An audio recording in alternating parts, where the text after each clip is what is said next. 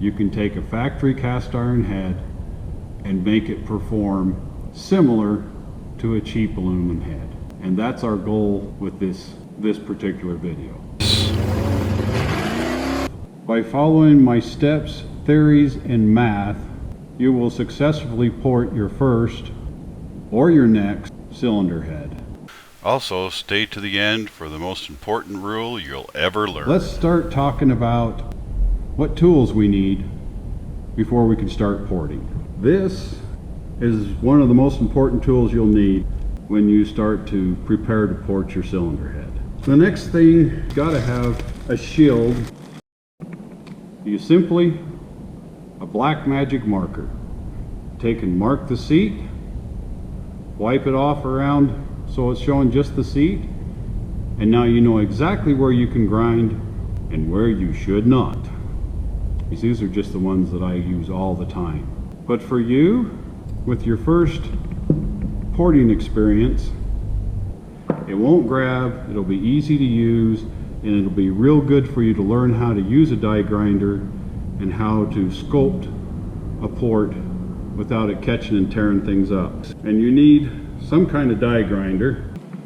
So you use this and a die grinder to do more of the heavier work. Now, if you haven't got a compressor, this die grinder is no good to you. So there's other options.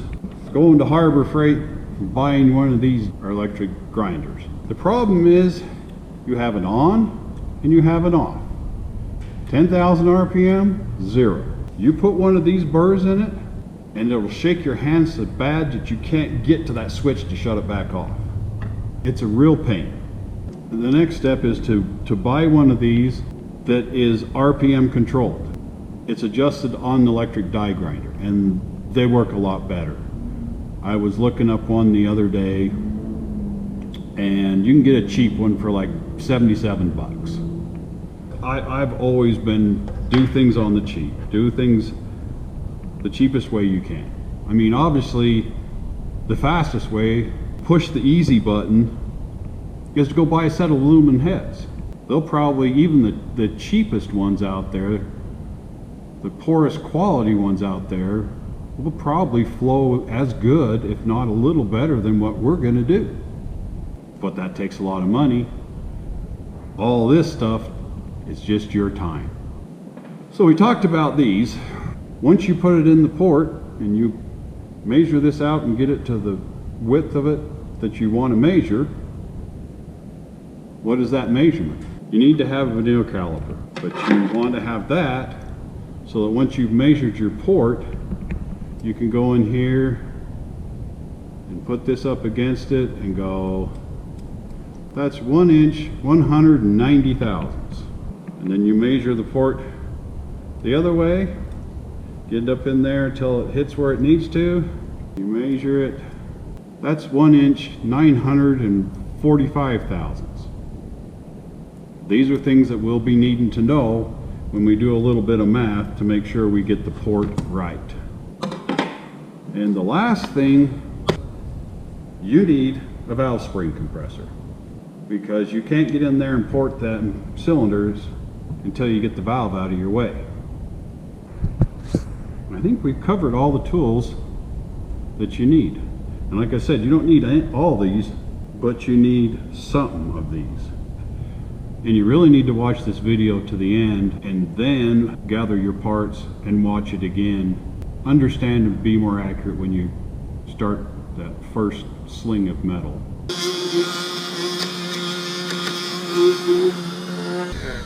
Alrighty, now we're ready to pull the valve out. This is very important. I'm going to move this up closer because hopefully you can hear the sound so you know. Now, if you listen to it, you hear the sound change? You've released the lock, and when you use the valve spring compressor, it will come out mucho easier. You want to get a magnet, life easier. Okay. You want to put all your stuff at some place you're not going to lose it. I'm putting it in this little container. So now, slowly, yeah, a lot of times, so this may be mushroomed a little bit, or these locks may have burrs in them, and you want to take sandpaper or a file or something to smooth that off before you pull it out of the guide, or you'll damage the guide. Next thing we want to do, we want to go in and just clean up the port. And this one isn't that dirty. If you don't have compressed air in your shop, you know, the things you spray all the dust out of your computer, buy you a case of these. We haven't ported a thing yet. We've just cleaned it up. See all the burrs and flaws, and haven't even touched any of them. I just cleaned all the carbon out of it. So now let's go through all these abbreviations, acronyms, and description. And some of them I'm just gonna brush over, and some of them we're gonna get pretty in depth into. Your seat angle, your top cut, your bottom cut, and the radius we'll be talking more about on the exhaust side. I guess we need to talk about surface finish. If you want to show off to your buddy, polish the crap out of it. 10 hours of your life you'll never get back. Polishing does no good. If you want to polish the exhaust port, okay. If you got a good head, as in the guides are still good, 3H wooden dowel, then put it in the guide. That way all this trash doesn't get in the guide and damage it. These guides are shit shop. I don't care. I don't care how much dirt and trash gets in them. Now it's all cleaned up, you really can't see where the seat stops, where the seat ends. You just don't have a clue, so you don't know where you can grind and where you can't. Now, like I said before, simple old black magic marker. Okay, I decided to use a magic marker since you're probably not going to have any valve grinding compound. And you can see now, you can see the shiny spot, which is where I just stuck the valve in, spun it around, and it cleaned off all the magic marker. So now you know where your seat is. You know that's where you stay away from when you're trying to do grinding inside the port. And anytime that it gets mucked up, you just add some more and put it in there. The advantage of using valve grinding compound is it'll leave a rough texture and your hand isn't going to rub it off. And it'll be there and you'll know exactly where it's at. Alright, back to the chart. Probably the first thing we should talk about before we talk about seat and seat angle is cross-sectional area, or minimum cross-sectional area. Now that is the smallest spot in the port. That is where you should be grinding. And the minimum cross-sectional area right here. And it is, and that's where we're going to grind. They look at the push rod pinch, and I'll show you that in a minute, but they look at the push rod pinch and they think that's where the restriction is, and they hog that all out. There's a mathematical equation, and we can map out and decide exactly where the minimum cross-sectional area is, the smallest spot in the port. But just take my word, it's underneath the valve. At your seat, that is your minimum cross-sectional area. If you open this up too much, then it'll move up to here. And eventually it'll move up to the push rod pin. You want to have the smallest cross-sectional area in the valve area. So if you open that up too much, you mess it up. You also, if you open this up too much, you cause extreme turbulence, which will slow the air down and you'll get less out into the combustion chamber. So we got top cut, seat, bottom cut, throat, which is this whole area here. And then you've got the bowl, which is down in here. The bowl is bigger than the throat, and the throat is what we're working on. So the first thing we have to do is make 4 measurements. We'll take a measurement here, we'll take a measurement here, we'll take a measurement here, and then we'll take a measurement here. So I've already taken all these measurements. So these are our measurements. We'll add that all up and divide it by 4. That's later. Or Squish. But most of the small block Chryslers have an open chamber. And with an open chamber, you basically have very little squish, very little quench. What does that mean? When your piston is coming up the bore and comes up to top dead center, if it has an area where it gets really close and it forces the air inward, that's called your squish or your quench. What's the significance of that? It's all about once you get your air-fuel mixture in, now turbulence isn't a bad thing, turbulence is a good thing, or mixture motion. So as the piston comes up, it starts to stir up all the gas and fuel and try to mix it up better so that spark plug can ignite it and burn it quicker. You can take and shave these heads down to where this surface is the same height as that surface. It's also how you gain compression. There's positive and negative to both of these. When you bring this surface down to this, when that piston comes up, now this is a terrible example, but say this is your piston. When it comes up and goes up against there, it shoots,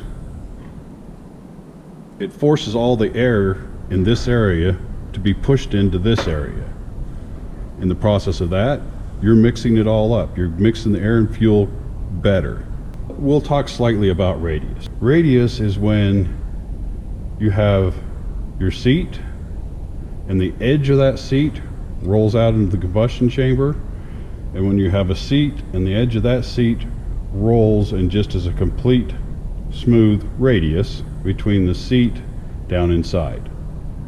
That's good for the exhaust. It is not good for the intake. That's radius. Convergent.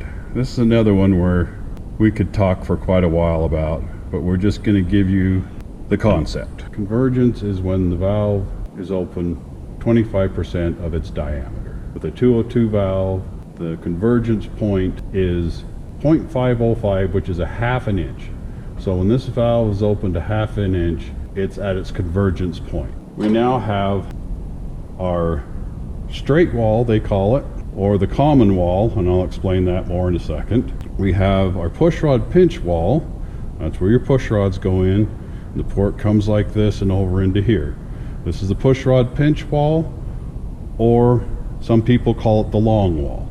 You have your short wall and you have your long wall. You also have your short side radius. The short side radius is right here. This is where the air comes in, has to make a very short turn. The roof is where it goes in, has to come all the way out on the back and comes on out through here. That's the roof side. This is the short side radius. This is what we're not going to touch. This is what we're going to leave alone. But you need to understand where it's at. This is your combustion chamber. We'll flip this thing over. When I'm talking about the roof, it's actually on the floor.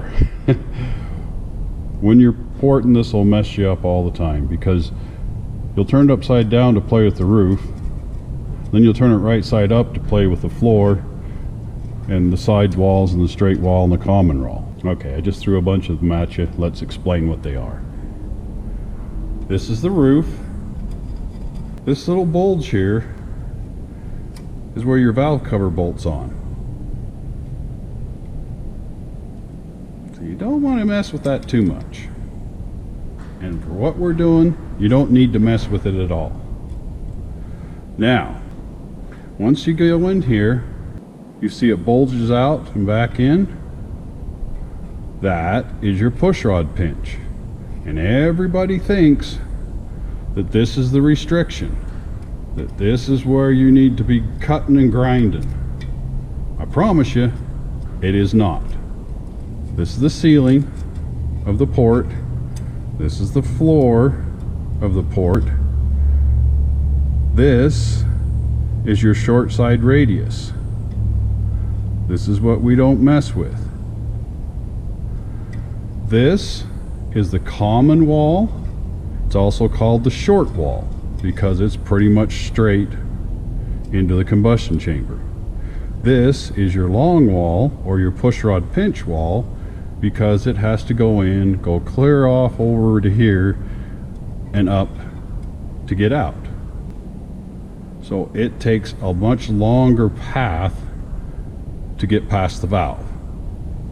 This is our throat where we just went in and measured all the different sizes. So we've got 1.551 inches, 1.514, 1.560, 1.586. So you add them all together equals 6.211. You divide it by 4 equals 1.55275. It's 1.55 inches. Our diameter of the bowl, or not the bowl, the diameter of the throat is 1.55. That is not the area, that is the diameter or the cross. That's where it gets mixed up. That's what I'm trying to explain here. We say cross-sectional area, so we're thinking, okay, the cross-section area is 1.55. It is not. It is 1.55 inches from here to here, average, because that's what we did, is we created the average. From here to here, the average distance is 1.55. Area is the whole thing. And we'll get to that in a minute. And you have to know what the heads are going on to decide just how big or how small you want your minimum cross-sectional area.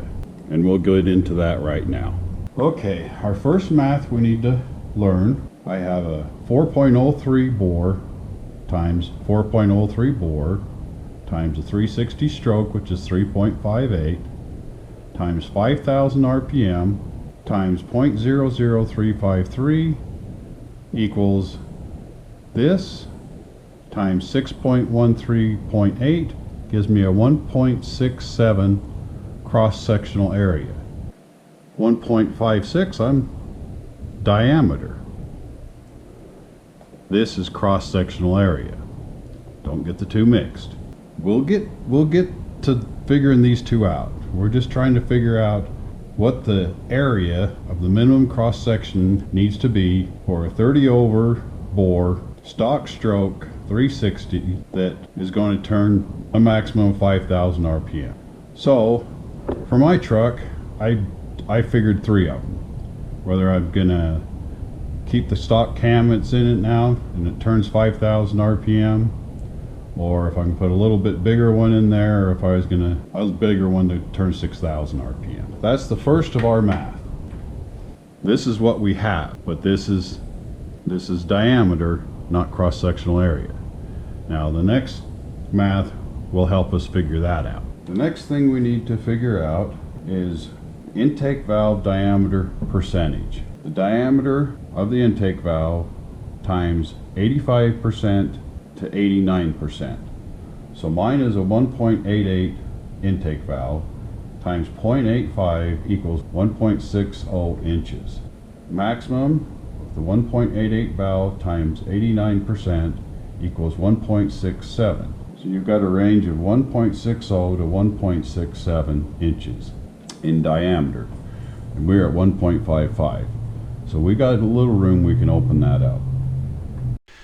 Keep in mind that the example above is the size of engine you're going to be using and the RPM, maximum RPM that you will be turning it.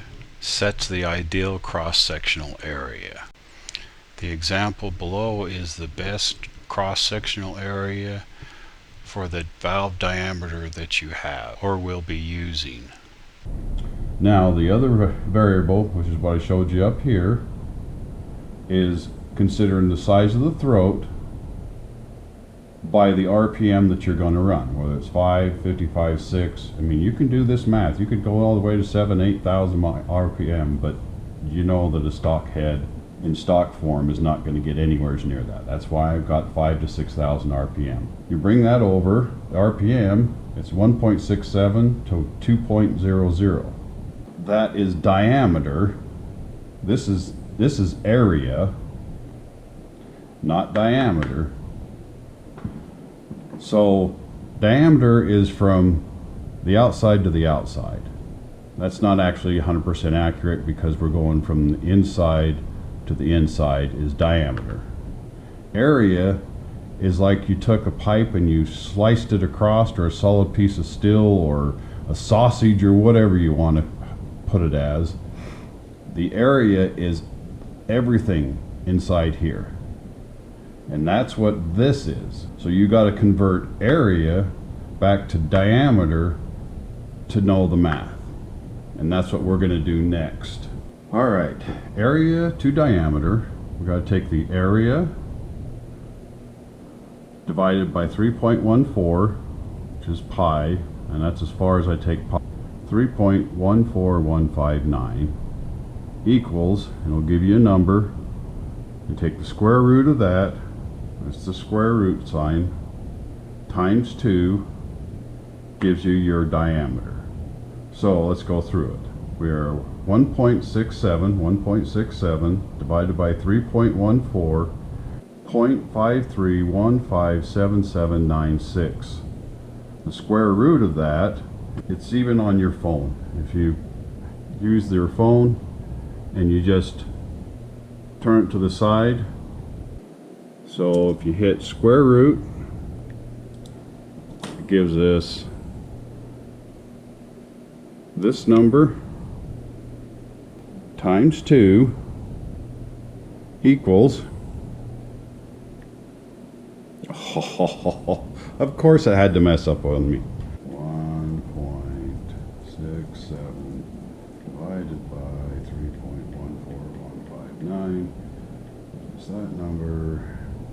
Square root times 2 equals a real long number, but the number that we care about is 1.45.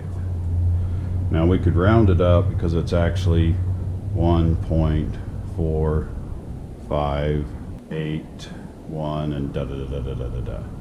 So we could put it as 1.45 or 1.46 because we could round it up. We're not going to round it up. The diameter of 1.6 area.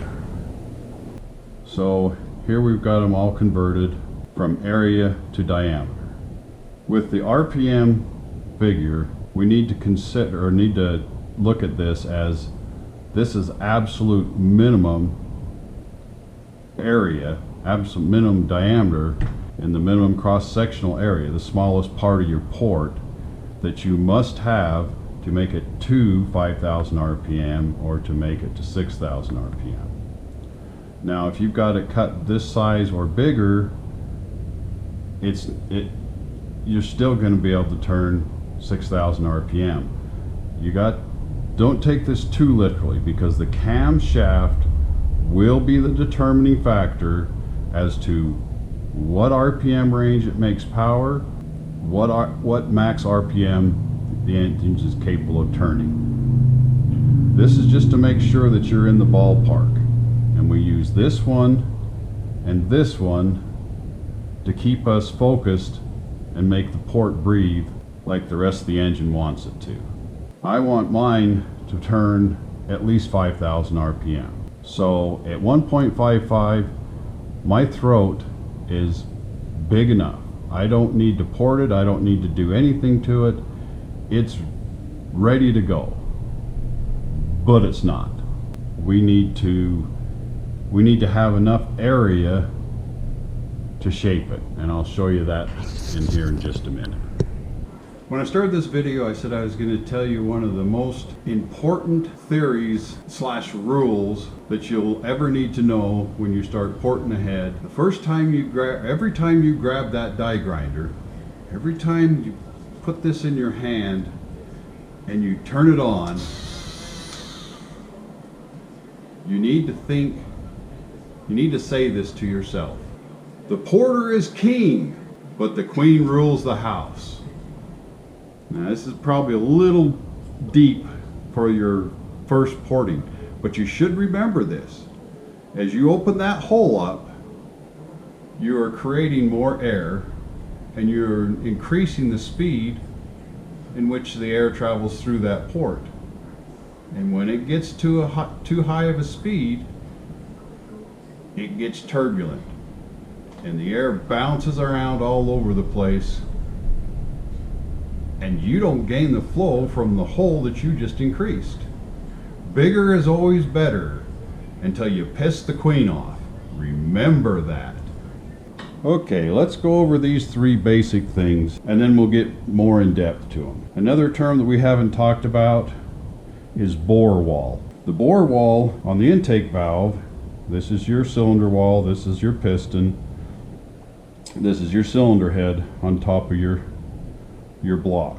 Okay, this intake valve opens against this side or this bore wall, just like the exhaust opens up against this side or this side of the bore wall, the exhaust bore wall and your intake bore wall. This is your this is your push rod pinch, this is your port coming in. For the example right now, the black circle is the bowl area, which is below the seat, and the throat, which is what we're working on. When you look down through here, here's your bore wall, and that valve is opening up against this bore wall. On this side, it's opening up into the middle of the bore. That's something you need to keep in mind when you start porting. Now, your basic porting, what we're going to do is we're going to open up this throat. So we're going to remove material from here and here so that the air has less restriction, the air can pick up more speed and get more air out and into the combustion chamber. Maybe let's use the example here. So your air comes in, it's coming down the port, comes around the push rod pinch or the long wall, comes around, goes into the bowl, and then it has to turn and then come up and out. So when it does that here, it comes through the port, turns, comes up and out, and goes right into the center of the bore wall.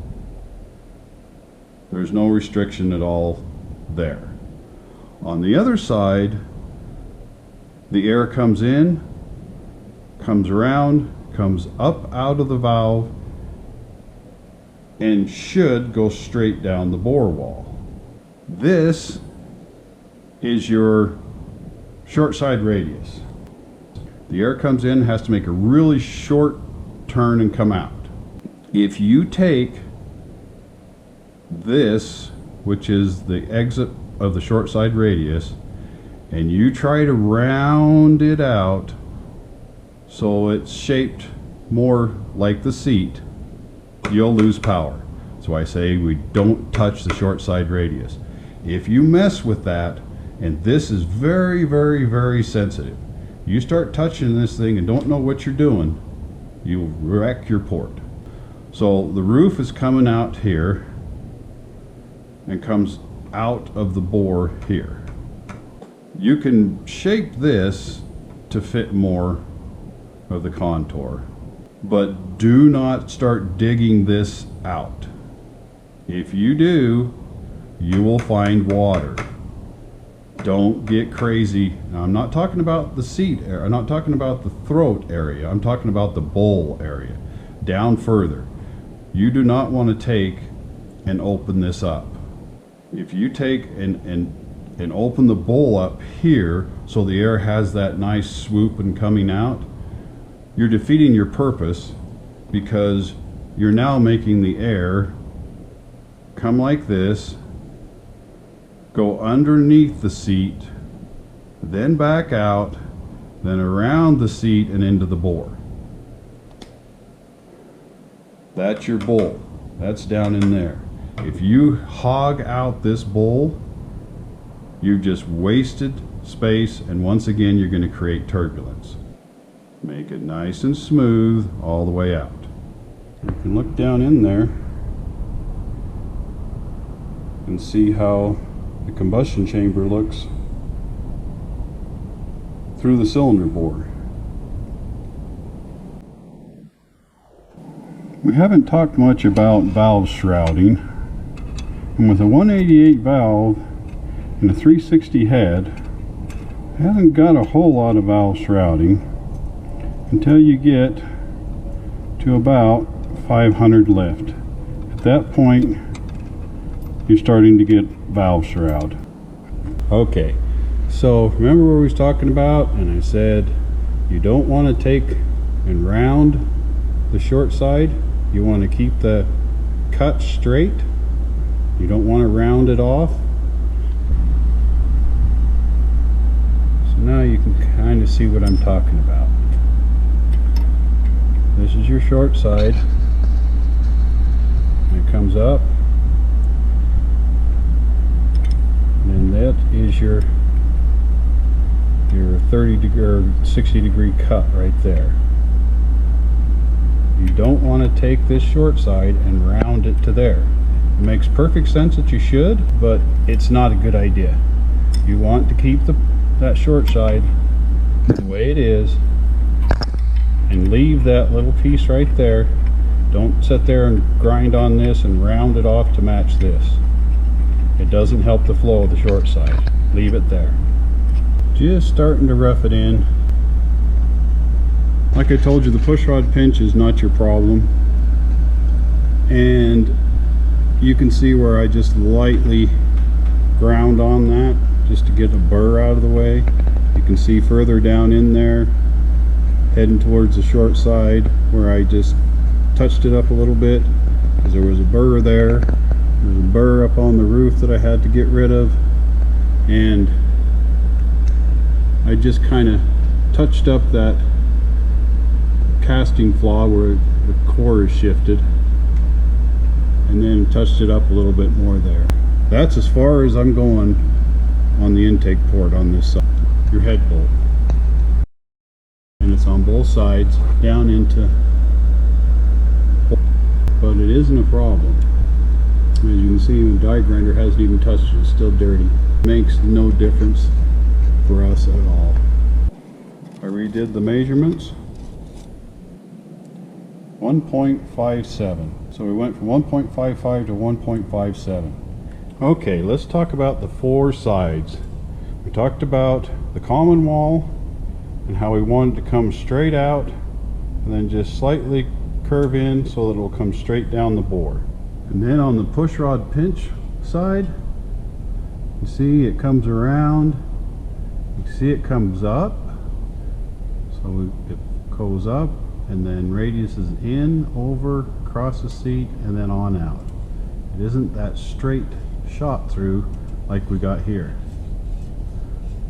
This is your common wall, this is your push rod pinch wall. You want to take and radius that as best you can all the way out, and then when I get my 3-angle valve job cut into here, then I'll touch it up a little bit here.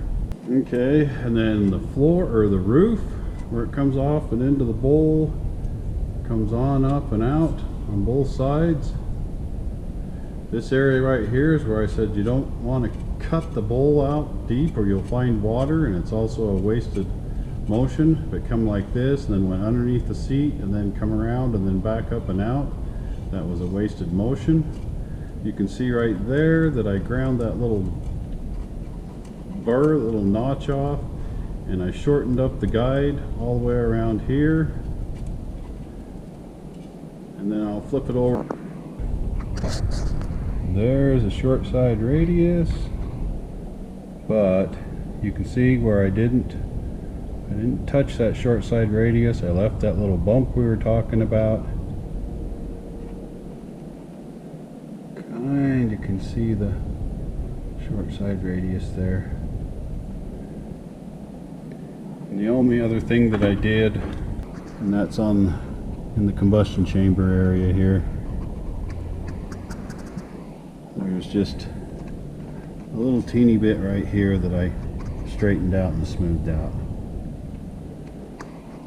Now all it needs is a lot of machine work. Well, there you have it. Your port is complete, or you're just about to get the die grinder out and start porting by the specs I've just shown you. If you've never used a die grinder, go around and clean all the burrs and trash on the outside of the head just to get a handle of control of a die grinder before you start getting crazy with it. And get your hand to feel exactly how much tension it takes, how light, because it really is. With a burr, you want as light a touch as you can, and when you start playing on the outside of it, you can put a big old gouge in there, and who cares, you know? You get inside the port, it can make you really mad really fast. So take die grinder and just clean the outside of the port. Just play around with it for a while before you start to port it. Explaining it all in just a short thing of porting, but you need to have that knowledge so that when you go to cut it, you cut it in the right places and not the wrong. I hope this helps you out. I hope you have lots of fun porting, and if not, I hope that you learn something from it, even if you say, I'll never port another cylinder head in my life, because some of you will say that, and some of you will get a big kick out of it, and that's why I do it. I'm not a professional porter by any means.